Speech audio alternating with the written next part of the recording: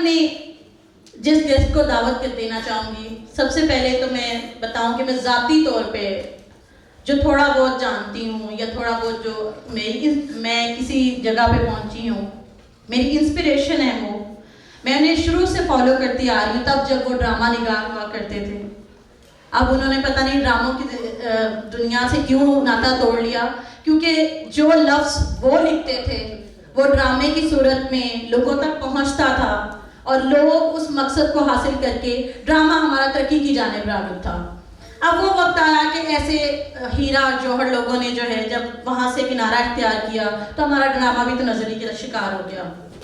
ان کی ایک نظم ہے، اسے بھی یاد تو ہوں گے وہ دن وہ ماہ و سال، کہ جب دھڑکتا ہی رہتا تھا دل میں شوق وصال، وہ گفتگو کے لیے ڈھونڈنا کئی موضوع، وہ اس کو پاس بٹھانے کے لیے لاکھ کیلوکار، کہاں کہاں پہ لیے گھوم وہ ایک آہٹ مانوس کی طلب میں ہم، کہاں کہاں پہ لیے گھومتی تھی چشم و خیال، وہ اس کا قرب کے 100 دوریوں کا روپ لیے، وہ ایک دوری کے وجہ ہزار رنج و ملال، وہ روز شہروں کی گلیوں میں گھومنا اپنا، کہ پاس سے کبھی گزرے تو ہوگا حال احوال، اسے بھی میرے حوالوں سے تھی شناسائی، فراق لمحے تھے اس کے لیے بھی ماہ و سال، وہ رتگوں سے اسے بھی تھی دوستی ایسی، بس ایک کہ نیند اس کے لیے بھی تھی ایک خواب و خیال، بس ایک قرب میں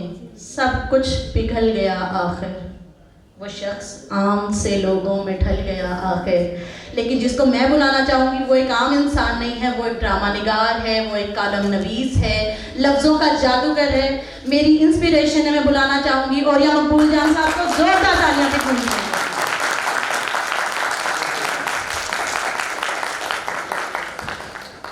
نحمدہ و نصلی علی رسول الکریم، بسم اللہ الرحمن الرحیم، رب اشرح لی صدری ویسر لی امری واحلل عقدۃ من لسانی یفقہوا قولی، صدق اللہ العظیم۔ اسحاق رانا صاحب نے جس خوبصورتی کے ساتھ گفتگو کی ہے، بالکل جوانی کے ایام میں جب ہم شاعری کیا کرتے تھے تو میرا جی کا ایک چھوٹا سا بان بلکہ چھوٹی سی نظم تھی جو مجھے بہت اچھی لگتی تھی اور آج بھی اچھی لگتی ہے۔ میرا جی کہتے ہیں کہ سچ تو ایک پیر خمیدہ ہے، سچ تو ایک پیر خمیدہ ہے جو دروازے پہ تنہا سوچتے سوچتے سو جاتا ہے، جانے کیا سوچ کے سو جاتا ہے۔ ہمارے ملک کے دروازے پر سچ واقعی سو چکا ہوا ہے اور یہ ہمارا بہت بڑا المیہ ہے، یہ اتنا بڑا المیہ ہے کہ جس کی ہمیں قیمت چکانی پڑتی ہے۔ انہوں نے اشارہ کیا تھا کہ میرا موضوع دجال کی بات انہوں نے کر دی، میں ایک حدیث سنا کے پھر آگے بات چلوں گا، بالکل ہمارے ہاں فٹ ہوتی ہے۔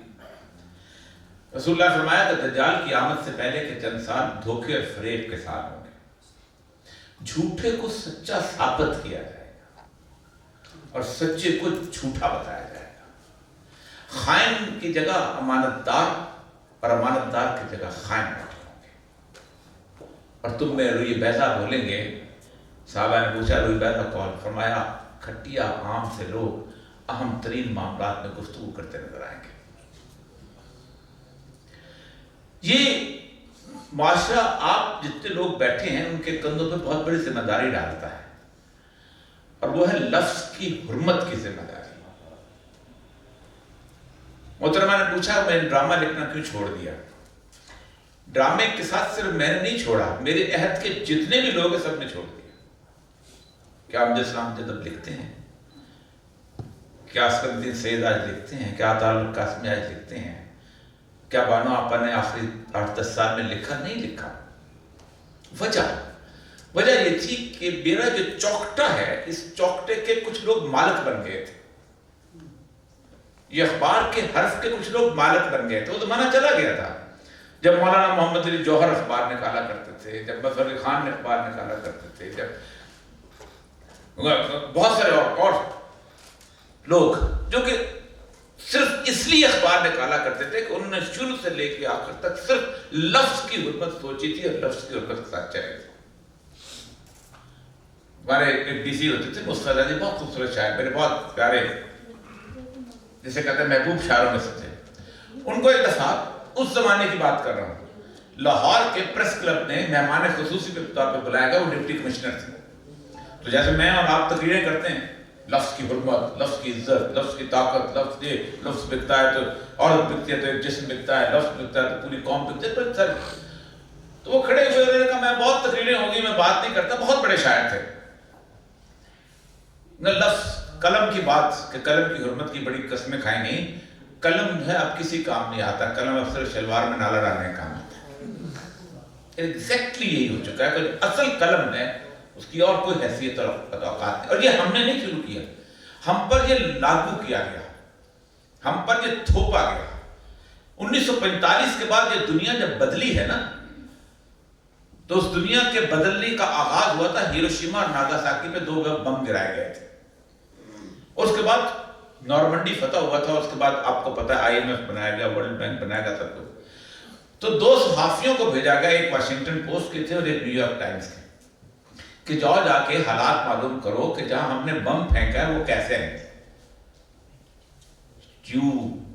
آپ اٹر سرپرائز.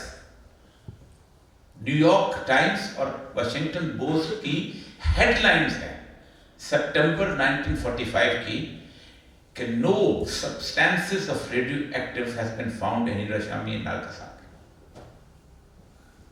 ہمیں کسی قسم کے تابکاری اثرات وہاں نظر نہیں آئے. اور پوری امریکی عوام خوش ہو گئی تھی کہ ہم نے کوئی ظلم نہیں کیا. ہماری ابتدا اس دور کی وہ ہے بکے ہوئے دور کی، وہ ہے جس میں نام چومسکی ایک کتاب دیتا ہے مینوفیکچرنگ کنسنٹ، کہ ہم کیسے لوگوں کی رائے کو مینوفیکچر کرتے ہیں. وہ لسٹ دیتا ہے ان سارے بڑے بڑے تاجروں کی جو قلم خریدتے ہیں. حکومت تو بہت بعد میں آتی ہے. تو قلم تو میرا مالک خرید چکا ہوتا ہے. میں اکثر کہتا ہوں حکومت کے خلاف آپ روز تقریر کر سکتے ہو. آپ کسی ایک اشتہار کے اندر جس کے بارے میں آپ کو علم ہو کہ اشتہار جو ہے یہ ایسی پروڈکٹ کے بارے میں دیا جا رہا ہے کہ جو لوگوں کی صحت خراب کرتی ہے، کیا آپ اس کے بارے میں کوئی گفتگو کر سکتے ہو؟ میں جوائنٹ سیکرٹری ہیلتھ تھا، تو 2 بڑے کمپنی ہیں پانی کی، ان کے آپس میں PIA کے اوپر جھگڑا ہوگا. PIA نے ایک کمپنی کو لائسنس دے دیا تھا، ایک کو نہیں دیا تھا، ٹھیکہ دے دیا. ان میں سے وہ ایک جو تھی چلتی چلتی سپریم کورٹ تک پہنچ گئی. افتخار چودھری صاحب کو بہت پنگا لینے کی عادت ہوتی تھی. انہوں نے مجھے بلا لیا. انہوں نے کہا جی دیکھیں یہ دونوں کمپنیاں جو ہیں، یہ ایک کہتی ہے میرے پانی ٹھیک ہے، تم اس کا پانی جو ہے اس کو جا کے ٹیسٹ کرو. 3 لیبارٹری ہیں دنیا میں بڑی، ایک جنیوا میں ہے، ایک مصر میں ہے اور ایک فلوریڈا میں ہے. ہم نے یہ دونوں کمپنیوں کے پانی فلوریڈا میں، مصر میں اور جنیوا میں بھیجے. میرے پاس رپورٹ آج بھی موجود ہے. نیچے لکھا ہوا تھا both are not fit for human consumption. 1 inch کی خبر نہیں لگی رہا تھا. اگلے دن دونوں کمپنیز کے اشتہار، ایک آدھا ایک کا تھا، آدھا دوسرے کا تھا، ہر اخبار میں چھپا ہوا تھا. معاملہ یہ ہے کہ ہم پوری صدق کے دل کے ساتھ کوشش بھی کریں تو میرا پلیٹ فارم میرے نیچے سے میرے کو قریب چھین لیا گیا ہوا ہے. سوشل میڈیا نے ایک راستہ دیا ہے، لیکن سوشل میڈیا کے ارد گرد جھوٹ اتنا پھیلا دیا گیا ہے کہ اس کے اندر سے سچ کی آواز گم ہو گئی ہے. اب لوگ آہستہ آہستہ وقت کے ساتھ ساتھ سوشل میڈیا پہ بھروسہ کرنا بند کر گئے ہیں، کیونکہ اس کا کاؤنٹر میڈیا سوشل میڈیا کے اندر ہی آنا شروع ہو گیا. ایک زمانے میں بہت ہوپ تھی، لیکن یاد رکھیے ایک بات بڑی طے ہے کہ سچ جو ہے نا اس کی قبولیت ہمیشہ رہتی ہے. یہ ہو نہیں سکتا کہ سچ کی کیسا بھی معاشرہ کیوں نہ ہو، بدترین معاشرہ کیوں نہ ہو، اس آواز کو لوگ اپریشیٹ گھر میں بیٹھ کے کرتے تھے. اگرچہ کہ ہمارا معاشرہ بڑا عجیب و غریب قسم کا پنجاب کا. میں جب جہاں پوسٹ ہوا تو ہمارے ایک بڑے پرانے چیف سیکرٹری تھے پونی گڑھ صاحب، بہت نفیس آدمی تھے، پارسی. تو وہ کہتے ہیں کہ میں بلوچستان کا پارسی مسکین سا آدمی، بلوچوں سے ڈرا ہوا، پٹھانوں سے ڈرا ہوا، پنجابیوں سے ڈرا ہوا، مجھے پنجاب میں پوسٹ کر دیا ڈپٹی کمشنر سیالکوٹ. جب سیالکوٹ میں آپ کی مثال درمیان پنجاب میں مجھے پوسٹنگ ہوئی تھی، میں نے یہاں نہیں پوسٹ کیا تھا کیونکہ میں اس مزاج میں کام نہیں کر سکتا، میں بلوچستان چلا گیا تھا. लेकिन पोस्टिंग होनी थी, तो उनकी पोस्टिंग भी सियालकोट।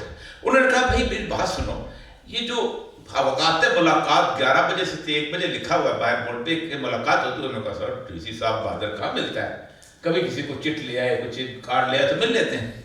उन्होंने कहा नहीं बाहर लिखा मैं तो मिलूंगा। उन्होंने कहा जी कैसे मिलेंगे? उसने कहा जी डीसी साहब जो बड़े मेहरबान होते थे वो कहते थे कि बड़ा सा चबूतरा होता है उनकी अदालत का, उससे बैठ जाते थे, लोग आते थे 100-150 उस पर ऑर्डर करते जाते थे। कहता नहीं हर बंदे का अलग मसला होता है, मैं अलग मिलूंगा। सुबह ऐलान हो गया कि डिप्टी कमिश्नर की मुलाकात के टाइम 11 बजे से 1 बजे होगा। बड़ा सा हॉल है, जो लोग डिप्टी कमिश्नरों के दफ्तर गए हैं देखा बड़ा सा हॉल है, उसका मैं दरवाजा था, पीछे 200-250 बंदा आ गया। लोगों ने खौफ के आलम में कि कैसा शख्स है, एक सबसे मोहम्मद और ज़ईफ तरीन शख्स को अंदर भेजा। वो डरता डरता अंदर दाखिल हुआ। उसने पूछा बाबा क्या काम है? पन्नेगर साहब कहते हैं उन्होंने कहा मुझे पटवारी फर्द नहीं देता, मैं 1 साल से उसके दफ्तर के चक्कर लगाता चला है। पन्नेगर साहब कहते हैं मैं लिखने लगा इशू फर्द, ऑर्डर करने लगा, तो फिर मैंने सोचा बाबा कहाँ चक्कर लगाएगा। मैंने कहा बाबा परसों यहीं आके अपनी फर्द ले जाना। बाबा ने कहा कि मैं कहाँ से आऊँगा अंदर में, जैसे आज आ गए वैसे भी आओ। कहते वो चला गया, जैसे वो दरवाजे पे पहुंचा हजूम ने उसको घेर लिया। और चूंकि जो बूढ़े लोग होते हैं वो कान चूंकि सुनते नहीं तो उनकी आवाज बहुत ऊंची हो जाती है। तो कहते हैं एकदम लोगों ने पूछा कैसा डीसी, तो इतनी बड़ी गाली दे कहते हैं टिल्ला। ये है हमारा मिजाज कि जहां आप पटवारी को डीसी गाली न दे, एसएचओ को एसपी गाली न दे, वो आगे नीचे आवाम को गाली न दे, हम समझते हैं कि एडमिनिस्ट्रेटिव एक्यूमेन ही नहीं है। उंगली जब तक या ना हिलाओ, आप समझते नहीं, डरना चीफ सेक्रेटरी काम आता है ना कुछ और, जब तक माँ बहन की गालियां वाली, ये मिजाज बना दिया गया है सदियों से। इस मिजाज से किसने निकालना था? मैंने और आपने निकालना था। मैंने बताना था कि एक इंसान की हुर्मत क्या है, एक शख्स की इज्जत क्या है, एक शख्स का मकाम क्या है, मर्तबा क्या है। लेकिन हमने तो उसको गुम कर दिया है ना, हमने उसको नजरियात में गुम कर दिया, चीजों में गुम कर दिया। मामला सारा ये है, मैं ज्यादा बात इसलिए नहीं करना चाहता कि बातें तल्ख हैं। राणा साहब सच्ची बात है, बड़े अरसे बाद कोई मदे का राजपूत जो है गुफ्तगू करते हुए नजर आया है, और वो जो बात वो जो उसने नक्शा खींचा है ना मोहम्मद हुसैन आजाद ने राजपूतों का कि एक पेच आप भौं पर रखे, वो जब वो निकलते थे तो उनके पास सिवाय सच की और कुछ कटारी होती ही नहीं थी। बात सही उन्होंने की, और सच की कीमत अदा करनी पड़ती है, और ये कीमत आपको बार बार। मैं आपको एक छोटी सी बात बताऊं, मैं मिसाल जाती नहीं देता, लेकिन मैं राणा साहब आपके सामने एक मिसाल देना चाहता हूं कि लोग कहते हैं गला घूंटती है रियासत, गला घूंटती है फला। सबसे ज्यादा गला जो है ना वो मीडिया खुद घूंटता है। मैंने 2002 में कॉलम लिखना शुरू किया, तकरीबन 1 जनवरी को कॉलम आया था, मेरे 20 साल होते हैं। मैंने सबसे पहले जंग अखबार में कॉलम लिखना शुरू किया, मैंने 5 साल उसमें लिखा, और मैं उस वक्त सरकारी नौकरी में था, मेरे 16 साल रहते थे।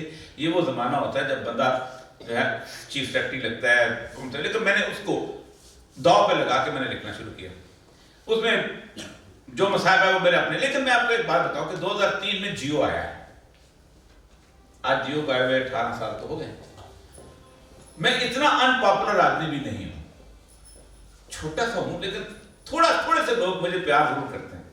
2003 से लेके आज 2021 तक 1 सेकंड के लिए भी मैं जियो में नहीं आ सका। सिर्फ 5 मिनट के लिए मैं आया हूं, वो भी खबरनाक के मजाया प्रोग्राम के। तो मेरा गला किसने घोंटा? समा में एक साहब ने मुझे बुलाया, और समा के उसको मालिक ने रात को फोन देखा, उसने कहा इसको क्यों बुलाया? तो उसने रेटिंग लगा के भेज दी कि ये रेटिंग मेरी पड़ गई है। तो उसने कहा रेटिंग और नॉट रेटिंग, ये मैं मैसेज खुद पढ़ा है, रेटिंग और no rating, I don't want to see the face of this bastard on my TV. आप एक मौलवी को बुलाते हो, उसको जलील करना होता है, 4 दूसरों को बुलाते हो, आओ इसको जलील करो, कमजोर सा मौलवी पकड़ लिए। मैं तलखी की बात करना नहीं चाहता, मैं ऐसे प्रोड्यूसर्स को जानता हूं जो कहते हैं कि फलां बंदे की दूसरी कुर्सी जो थी हमने बेची थी, किस जगह फलां बंदे को बिठाना है, और वो अपने एंकर को बकायदा शाम को हिसाब देते थे कि मैंने इतने बंदे की कुर्सी बेच दी। हम बड़े लोग हैं, हमारे सारे लोग यूं देखते हैं, कसम से कहता हूं यूं देखते हैं, हमारे हाथ चूमते हैं। ہمارے لفظ کی حرمت کے اوپر لوگ کٹ مرتے ہیں کہ کیا بات کہتی ہے. اللہ کا شکر ہے کہ ہماری زندگیاں جو ہیں لوگوں کے سامنے نہیں ہیں, ہمارے اعمال لوگوں کے سامنے نہیں ہیں. ہم اپنے اعمال تو آنے نہیں دیتے. مجھے ایک سیکٹری انفارمیشن کے حیثیت سے ایک رسپانسبلٹی ملی تھی 2 صحافی کالونیاں بنانے کی. ہر سیکٹری انفارمیشن کا کہ 2 پلاٹ ہیں, آپ جا کے ٹیسٹ کر لیجیے, میرا نہیں ملے گا آپ کو, میں نے نہیں لیا تھا.